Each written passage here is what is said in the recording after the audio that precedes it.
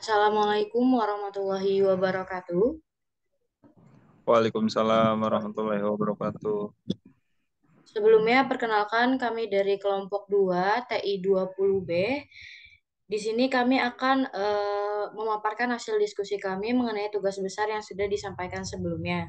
Dan sebelumnya saya ucapkan terima kasih terlebih dahulu kepada dosen pengampu perancangan dan pengembangan produk, yaitu Bapak Afif Hakim STMT.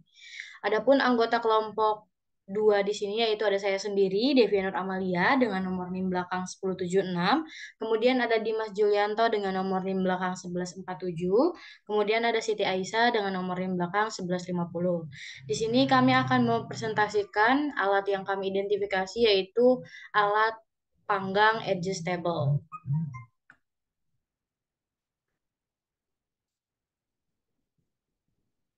Baik, silakan Siti Aisyah untuk membacakan slide.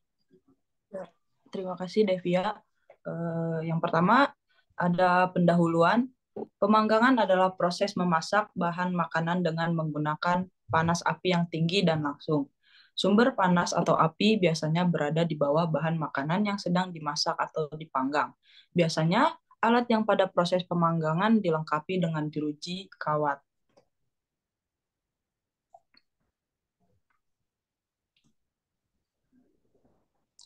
Nah, adapun identifikasi masalah, permasalahan yang telah penulis analisa sebagai berikut.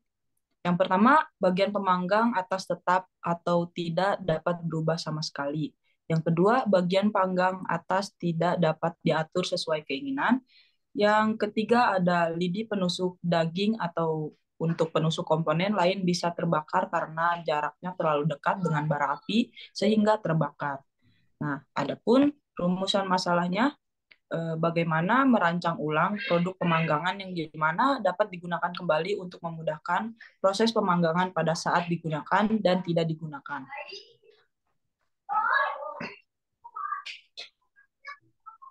Kajian pustaka, perencanaan dan perancangan produk adalah satu set kegiatan yang dimulai dari timbulnya persepsi bahwa ada kesempatan atau opportunity di pasar dan berakhir dengan produksi, penjualan, dan pengiriman produk. Pengembangan produk merupakan serangkaian aktivitas yang dimulai dengan analisa persepsi dan peluang. Pengembangan produk merupakan aktivitas lintas disiplin yang membutuhkan kontribusi dan hampir semua fungsi yang ada di perusahaan. Baik, selanjutnya saya persilakan kepada Dimas Julianto. Baik, terima kasih Devian Amalia.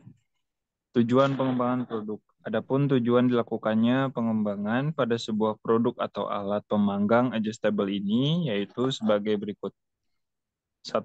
Fokus terhadap implementasi desain dan spesifikasi produk pada kebutuhan customer yang dimana kebutuhan customer sangat penting untuk diperhitungkan atau dipertimbangkan sebagai acuan dari sebuah produk. Yang kedua, dalam pengembangan alat pemanggang adjustable ini mengacu pada identifikasi desain produk agar dapat disesuaikan dengan kebutuhan pelanggan yang terlihat ataupun yang tersembunyi. Yang ketiga, menyamakan pemikiran antara member dalam suatu tim yang berkontribusi.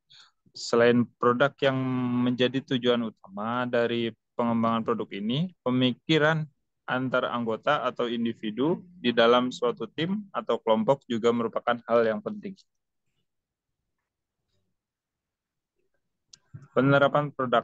Pengembangan produk yang dilakukan yaitu dengan proses perubahan yang dilakukan terhadap produk yang sudah ada sekaligus dengan proses pencarian inovasi untuk menambah nilai terhadap barang lama dengan mengkonversikannya ke dalam produk tersebut. Dan produk dapat digunakan pada saat akan melakukan kegiatan memasak dengan cara pemanggangan di kehidupan sehari-hari. Dengan alat panggang yang sudah dapat di-adjustable ini atau dapat diatur sesuka hati dan sesuai dengan kebutuhan para pengguna produk. Oke, next. Desain produk. Desain produk dapat didefinisikan sebagai generasi ide, pengembangan konsep, pengujian dan pelaksanaan manufaktur objek fisik atau jasa, desainer produk konsep, dan mengevaluasi ide-ide. Membuat mereka nyata melalui produk dalam pendekatan yang lebih sistematis. Produk perancang menggabungkan seni, ilmu, pengetahuan, dan teknologi untuk menciptakan barang-barang 3 dimensi. Oke, next. Ya, baik, di sini ada gambaran desain produknya. Yaitu yang pertama ada tampak keseluruhan, begini untuk tampak keseluruhan dari alat panggang adjustable ini. Kemudian ada tampak bawah, kemudian selanjutnya ada tampak sisi depan, dan ada tampak atas. Di mana perubahan yang kami lakukan yaitu di bagian atas ini, di mana ini bisa di adjustable sesuka para pengguna atau sesuai dengan kebutuhannya.